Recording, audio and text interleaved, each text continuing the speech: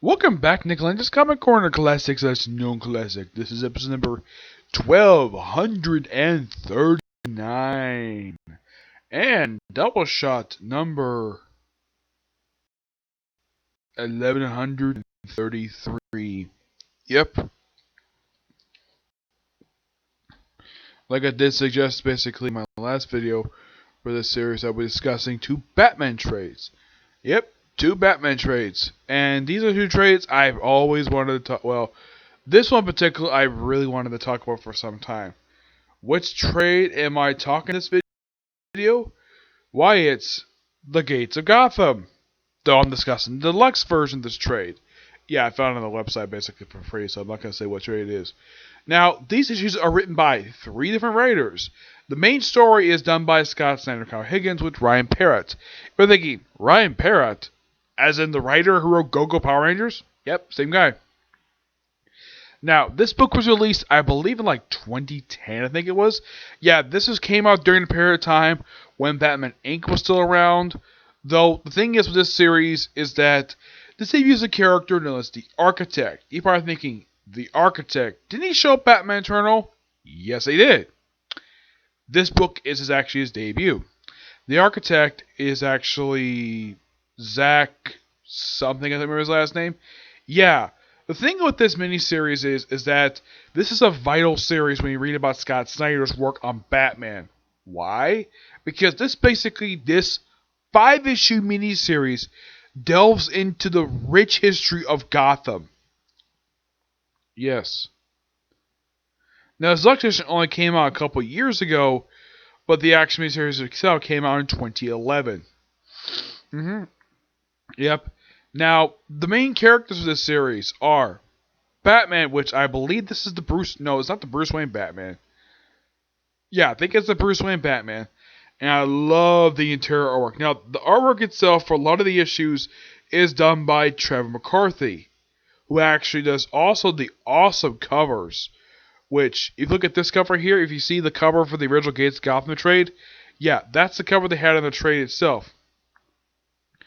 Now, Trevor McCarthy is one of 4 different artists on here, along with Graham Nolan, Dustin McKeven, who actually does the cover art for this trade, and Derek Devon.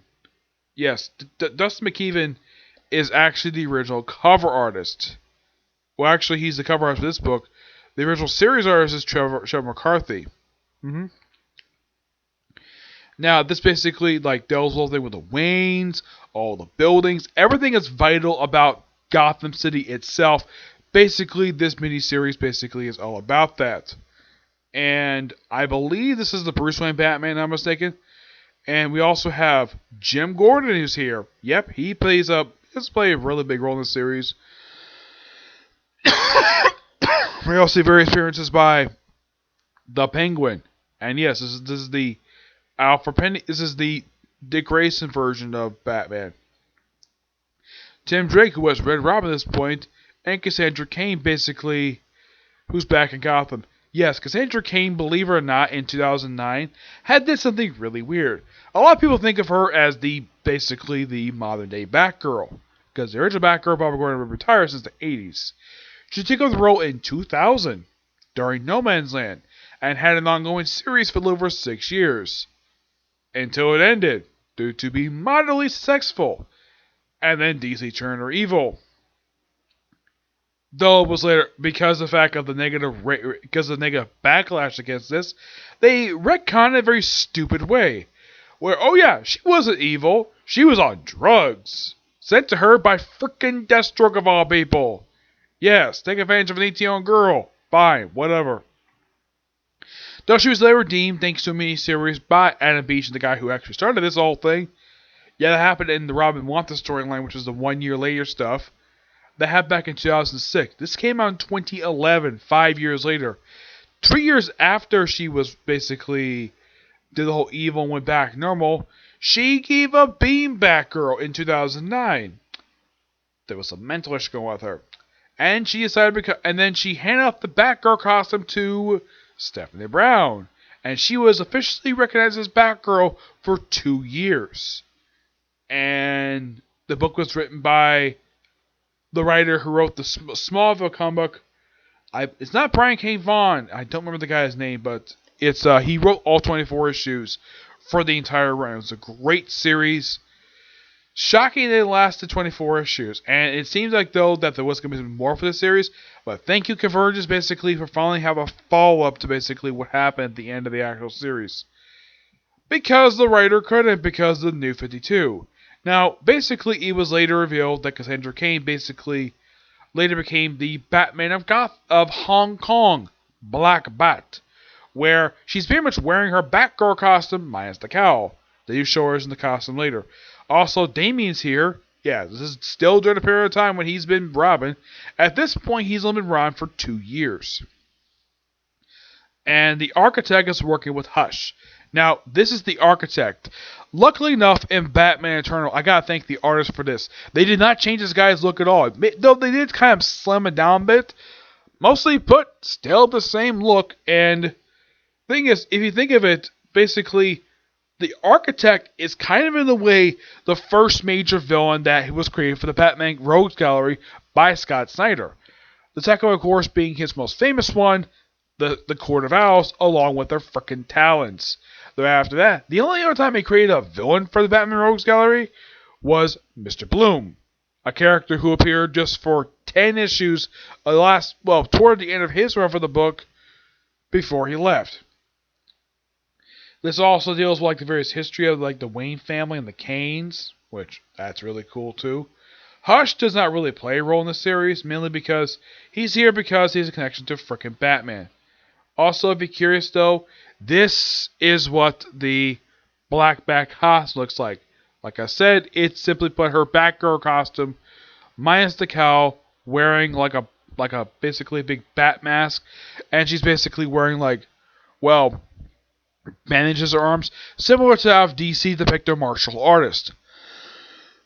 Her mask itself is very similar to that of Nightshade. Yeah, it's a very similar mask.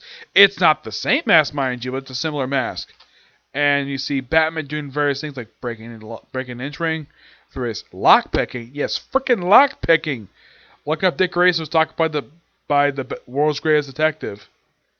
And we see various buildings being blown up in the course of this miniseries. And of course, the Architect trying to convince people that they should blow up certain buildings of Gotham. And it's an overall really fun miniseries to read. And if you're a fan of history like I am, you would love this series. It is so damn good. Oh yeah, and by the end, Batman does have a fight with the Architect, which he gets captured. Yep, he is defeated. He is actually related to be the last in a long line of basically guys who hate the Wayne family. His real name, by the way, it's the same guy in the current continuity, by the way. Yes, his name is revealed to be Zachary Gate. Yes. And the next time this guy appeared was when he popped up in Batman Eternal, fought Batman, and then he disappeared. Hasn't stayed since then. But I gotta thank Scott Snyder for bringing this character because this guy was a cool character. And it's kind of implied that this miniseries is canon in a way to the current continuity. But probably a slight alter version of it. But gotta thank Scott Snyder for bringing this miniseries to canon. Excuse me, yes. Now, if you're curious though, what else is in this trade? Well, first you have various variant covers. And then we have the Knight Rider stuff. You're thinking, Knight Runner. Knight Runner. Knight Runner, this is the stories for his debut from the Comics 12 and Batman Annual 28. This is a two-part story, basically, and of course, a solo story for him.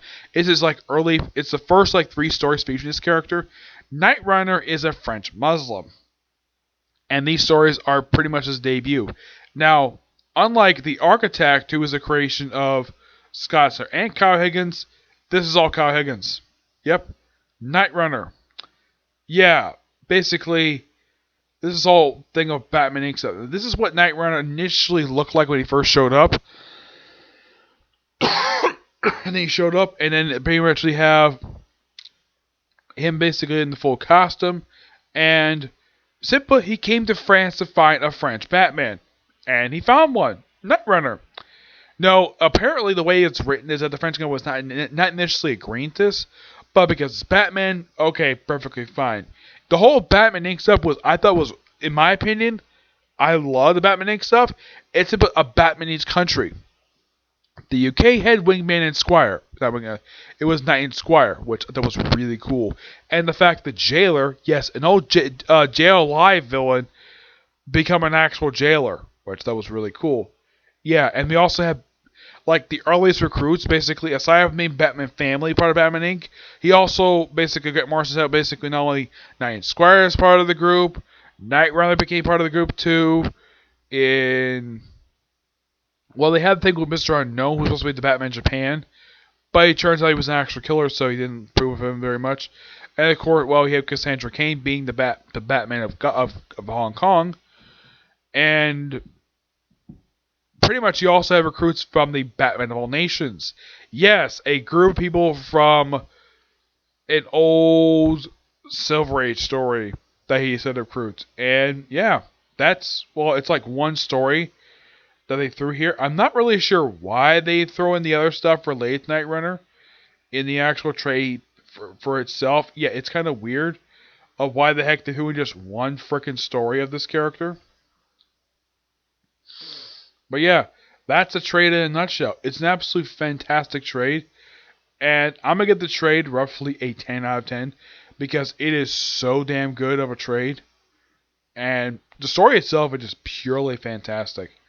Alright, let's talk about the unpublished stuff. Well, I'm also going to do it for the next trades too. First up, we're going to discuss Detective Comics Annual number 12. Which, fun fact with this annual, this is the last annual published for Detective Comics before the relaunch. And the last one for over a year. They did publish one year later. Now, the primary story is about Night Runner himself. This is his debut. This has basically a two-part story featuring him. It's called All the Rage. We're basically having where the Batman meet Night Runner the first time.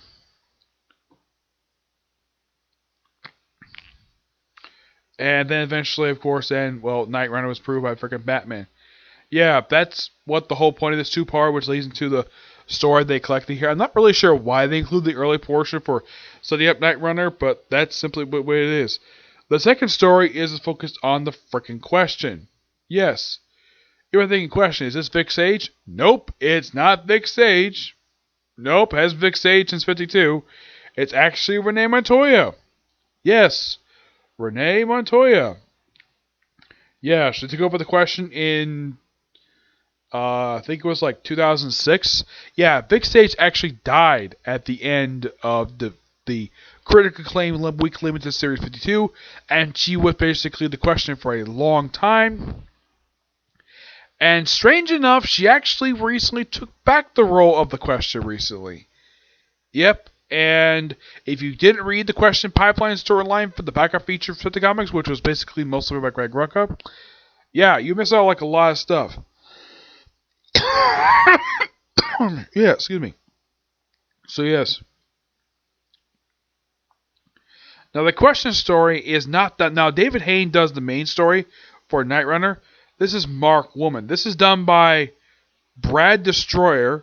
That's the name of the guy. And Lee Ferguson is the artist of this book. It's called Marked Woman. It's a question story. Yep, it's just basically. Also, I should also point out though, something that Vandal Savage did to the beautiful Renee Montoya. He put a freaking cross on her freaking forehead. It's just last Wednesday? No, it's referred to as the Mark of Cain. It's something that Vic Sage did. Not Vic Sage. It's Vandal Savage did to her just cuz. And if you're curious though, is there any story that plays up her sexuality? No. No, there isn't. Then we have the Night Runner story, which was actually in the actual Gates of Gotham trade, which they included just this story for some reason. I have no idea why in the world they just included this plus the follow-up one. Yeah, it's kind of weird. Why the heck they said include that for? Yep. Now, as for the other thing, basically, that they skipped over for reasons. Let's see if we can find it here. Let's see. Now time for Batman Annual number 28.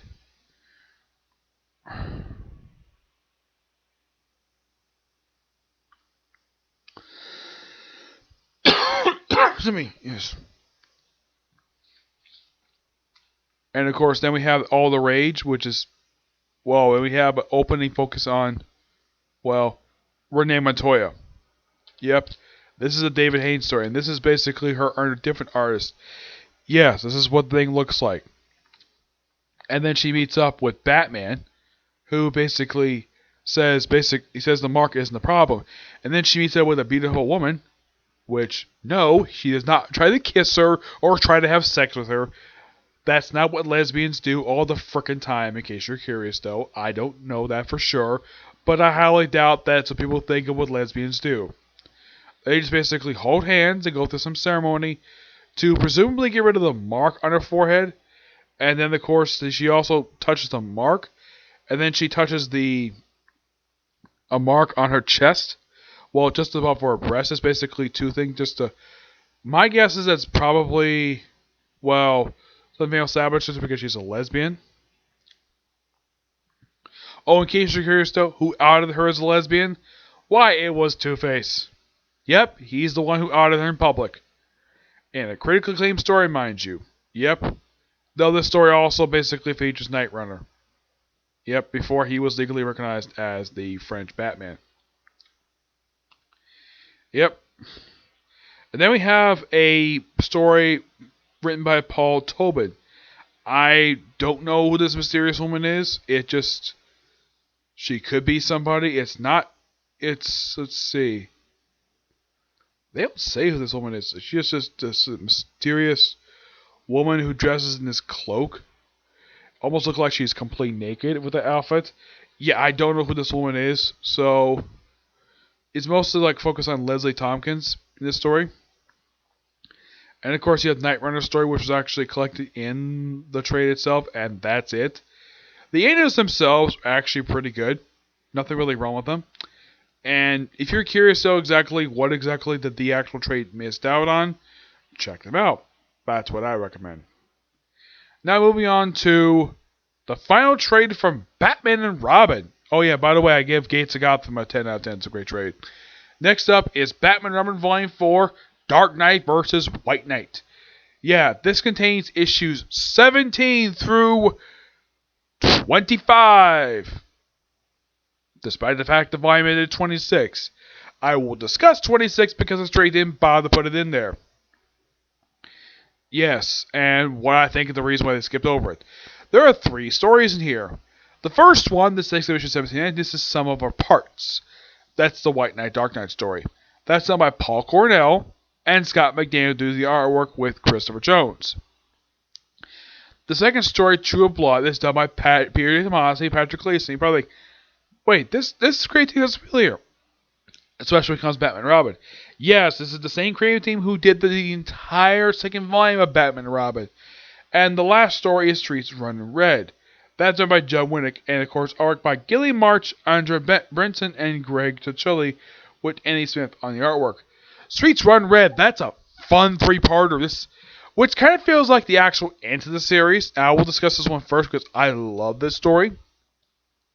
This is because they knew that this book was going to end anyway. They were going to get relaunched, and they knew. I guess that Joe Winnick probably figured though, hey, could I do this? Can I do 3 issues in this book before you do your company-wide relaunch? And my guess DC editor were like, sure, why not? Go ahead. And he does this really awesome story where Dick Grayson Batman and Damian Robin team up with Jason Todd, who they free from jail. Yeah, he was captured at the end of the second story. I think it was the second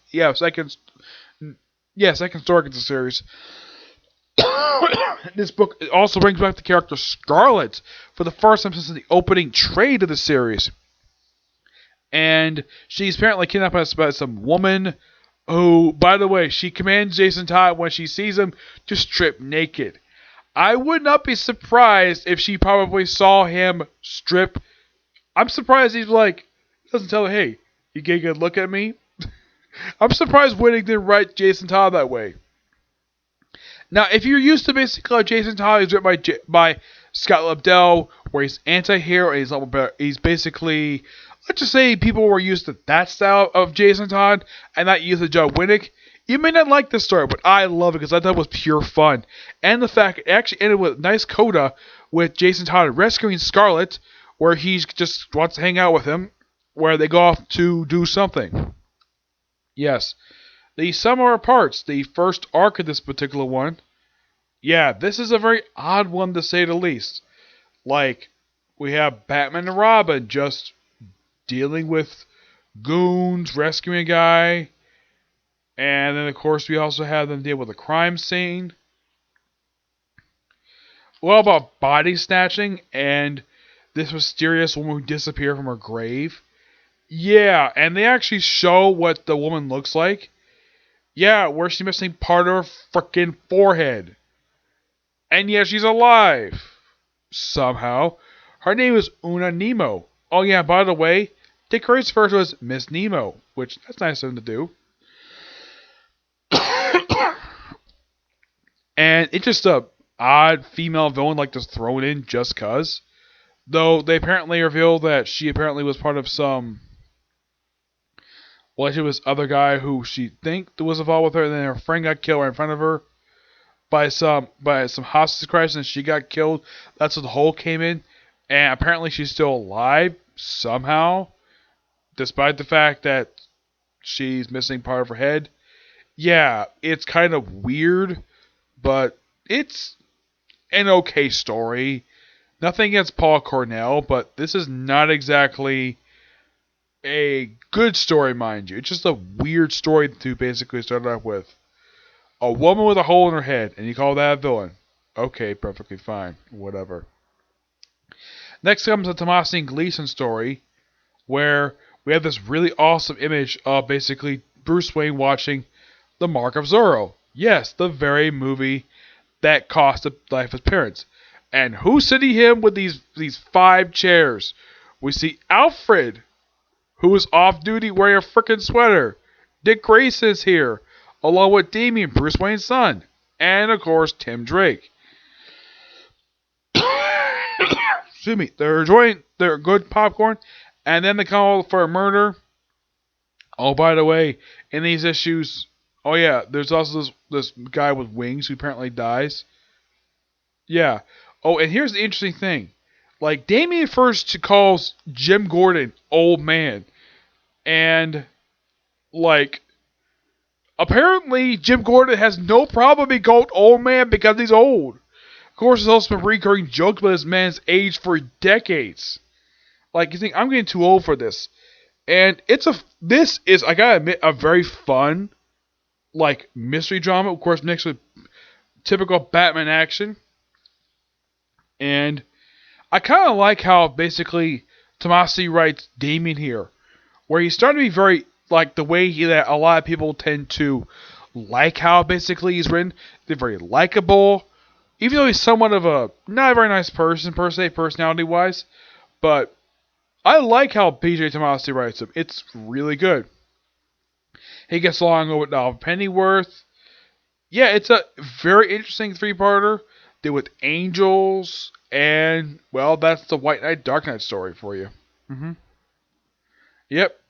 And, all in all, I would say of the 3 stories, the last one is the best one of all 3 of them. I would say the worst one, I'd say, is probably the first one. Yes, that one is just okay. It's not something to write home about. The P.J. Tomasi story, I put number 2 because who can pass up basically seeing Red Hood act like a freaking badass? Basically, set up something you would see here in the current continuity. Now, like with the Batman and now with the Batman Detective Comics annuals, I'll be discussing the final issue of Batman. Yes, the issue that was skipped for unknown reasons. Yes. As far as I know, DC has never given an official reason why this issue was skipped. It just was. This issue is not written by any of the writers of the series. It's written by David Hayne, the same guy who wrote the annuals, believe it or not, and also the first writer who wrote Batman Dark Knight. Yeah, apparently DC liked his writing style so much they gave him that book. This is a story where Batman and Robin, this of course is Dick Grayson and Damian Wayne, still basically up to recently, they're in France to deal with this mysterious individual who's like a big bomber. And who is this guy? He also is recreating like classic paintings. And this guy does some weird stuff. Like, apparently his goons have the strange ability to turn, like, this woman touches Amy, he basically turns to glass. Touches Batman, where he splits in frickin' half, even though he's alive. Somehow. And he's able to put them back together, no problem. Along with frickin' Damien. And they happen to come across the Louvre while they're in Paris. Yep, oh yeah, and by the way, who actually is the villain of the story? The man who laughs. Yes, the man who laughs. Who is this guy? Let me show off this guy briefly. That's the man who laughs. This guy is the French Joker. And fun fact, this is his only appearance. Why? DC Rebirth. Well, the New 52 relaunch, by the way. Yes, that's pretty much what it is. Yep. And like he basically tries to revive like a guy who's playing body parts. Yeah, where this guy apparently is a father, whatever. It's a odd story. Like, oh my gosh, this story is so freaking weird. Like, and this story apparently was basically too good to put in the trade. So DC decided to skip this one and put 25 in instead. Like, you could have put this one at any point. And to this day, it's been 9 years since this comic came out. Since Batman Armor 26 came out. 9 years. Still, no trade to collect this one. Nope, none. Excuse me. Yeah, for some reason they decided not to collect this one for some reason.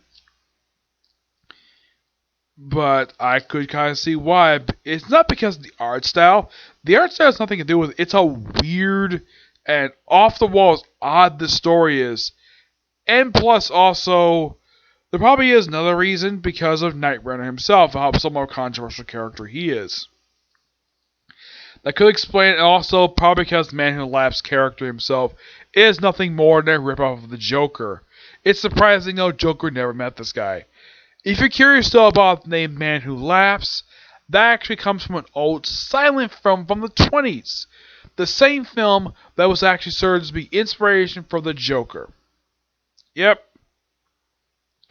That's simple gist of it. Yep. But not much else to say about these two trades. I would say, now in the case of Batman and Robin, my final thoughts on this particular run. The Grant Morrison stuff is purely fantastic. Love it. This stuff is quite odd, to say the least. I mean, it's weird, though, for the last, 10 issues of this run, and you go through, 4 creative teams in just 10 issues. 1719 is done by Paul Cornell. 2022 was done by Peter De Tomasi. You have 23 to 25 done by Joe Winnick, and the last issue by David Hayne. I would say of all these writers, I would say that Paul Cornell, he's not exactly somebody who's known for writing superheroes very much. I mean, his most recent superhero work he did after that was when he wrote Wolverine before he died. In the case of the others, well, Tomasi, of course, would become pretty much synonymous with writing Batman a lot of the time for the next 5 years. If it's not him, it's James Tynion. It's kind of interesting that it was like that. Joe Winnick himself, well, excuse me, after he did the story, the awesome Batman Robin story, he did Catwoman, which turned up his very last comic he ever did. Because as soon as he left, he apparently decided to stop writing comic books and start writing children's books instead. Yes, Joe Winnick, the guy who turned Jason Todd into Red Hood, and one of the most awesome stories depicted in the last 15 years, he writes children's books now. Yep, that's pretty much what he does. I guess he probably got fed up with DC editorial. That's probably the reason why he decided to stop writing comic books. But I wouldn't be surprised, though, if he was by the Comic-Cons and he was basically... I'm sure he had no problem citing old comic books he wrote over the years, but he probably won't talk about it very much. Joe Winnick himself, in my opinion, is not a terrible writer per se. He's written some good stuff. I've never actually come across a bad story by him. I haven't come across that many books by him, but he generally writes good stuff from what I can tell. So yeah, that's it for Stickler Review. I have roughly one video I'm going to do next, and it's going to be another Comic Corner featuring more Batman trades. One trade is a trade that I've been trying to track down for some time. The other one I just came across just by sheer coincidence. Okay? See you next video. Bye.